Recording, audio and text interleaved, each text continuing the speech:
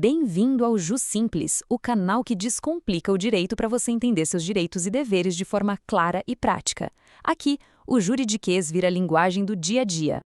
Então, vamos lá. Pensa só na cena. Depois de meses, às vezes até anos de espera, finalmente, pá, sai a decisão do juiz. Só que o resultado não foi bem aquele que se esperava. E aí, o que faz? Muita gente acha que pronto, acabou é a palavra final.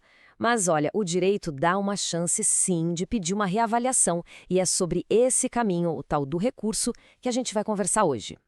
Bom, antes de tudo, vamos deixar todo mundo na mesma página, né? O que é uma sentença?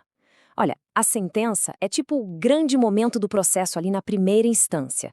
É a hora que o juiz, depois de olhar tudo, bate um martelo e diz quem tá com a razão. É como se fosse o fim do primeiro tempo do jogo, sabe? Mas, que nem em jogo bom, ainda pode rolar uma prorrogação, ou quem sabe, até uma virada. E essa virada, ou pelo menos a chance de tentar uma, começa com o que a gente chama de recurso. É basicamente o direito de não aceitar a decisão quieto e ir lá pedir uma segunda opinião.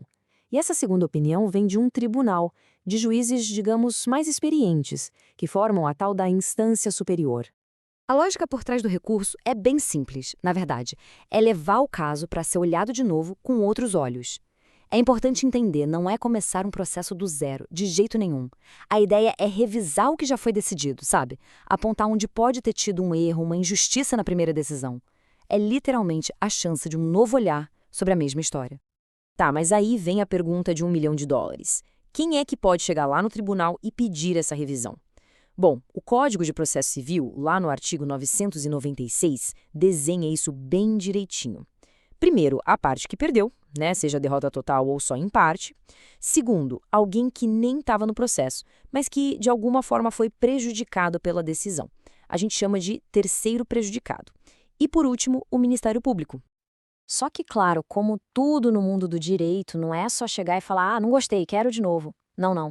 Para recorrer tem todo um manual de regras bem parecido com as regras de um esporte mesmo. E essas regras têm que ser seguidas à risca, senão o recurso nem é aceito para ser analisado.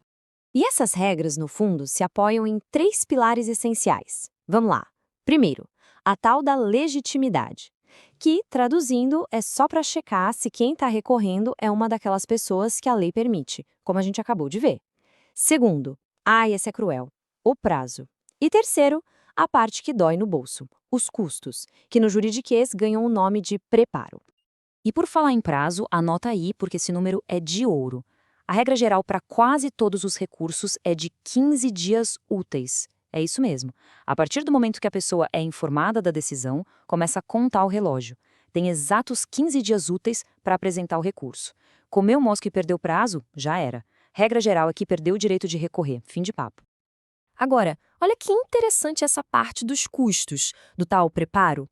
A lei trata diferente quem não paga nada de quem paga errado. Se a pessoa simplesmente ignora e não paga nada, o juiz até dá uma segunda chance, mas com uma penalidade, né? Tem que pagar o valor em dobro.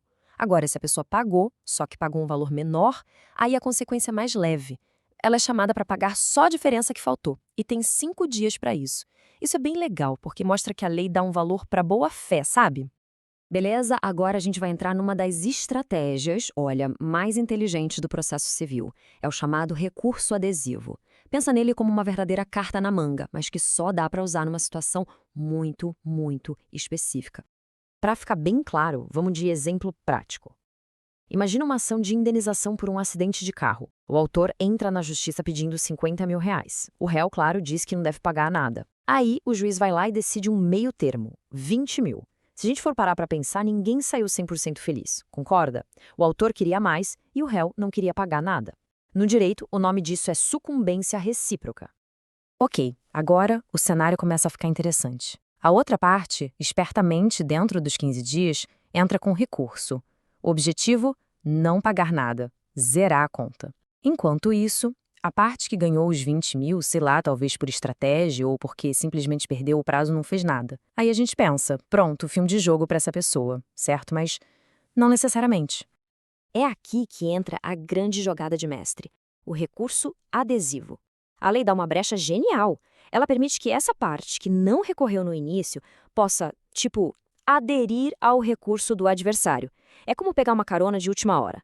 Na hora de apresentar a defesa contra o recurso do outro, a pessoa aproveita e já apresenta o seu próprio recurso junto, pedindo no nosso exemplo para aumentar a indenização de 20 para 50 mil. Mas tem um porém, e esse é o ponto-chave, presta atenção. Essa carona tem uma condição bem clara. O recurso adesivo depende 100% do recurso principal. O que isso quer dizer? Se a outra parte, por qualquer motivo, desistir do recurso dela, o adesivo morre junto. Ele não sobrevive sozinho, sabe? É uma relação de dependência total. Enfim, depois de toda essa jornada, né, respeitando os requisitos, os prazos, talvez até com essa cartada do recurso adesivo, o processo finalmente sobe para o tribunal. E é lá que um grupo de desembargadores vai analisar tudo de novo e dar o veredito final sobre o caso. Então, para a gente fechar e não esquecer mais, vamos recapitular os pontos principais? Primeiro, recorrer é um direito fundamental quando a decisão parece injusta. Segundo, o prazo de 15 dias úteis, gente, isso é sagrado, não dá para vacilar. Terceiro, os custos têm que ser pagos direitinho para não correr o risco do recurso nem ser olhado. E por último, o recurso adesivo é aquela ferramenta estratégica que pode sim virar o jogo. E tudo isso leva a gente para uma reflexão final que é super importante. Ter o direito de recorrer não significa que recorrer seja sempre a melhor coisa a se fazer. A decisão de levar um caso para frente envolve mais custos, mais tempo e sempre existe o risco, pequeno que seja, de a decisão até piorar. A análise tem que ser muito estratégica, botando na balança os prós e os contras. Será que vale a pena insistir nessa briga? É uma pergunta que cada um precisa responder com calma. Se esse conteúdo te ajudou a entender melhor o direito, deixa o like, compartilha e se inscreve no canal. No Jus Simples, a lei é para todos e a explicação também.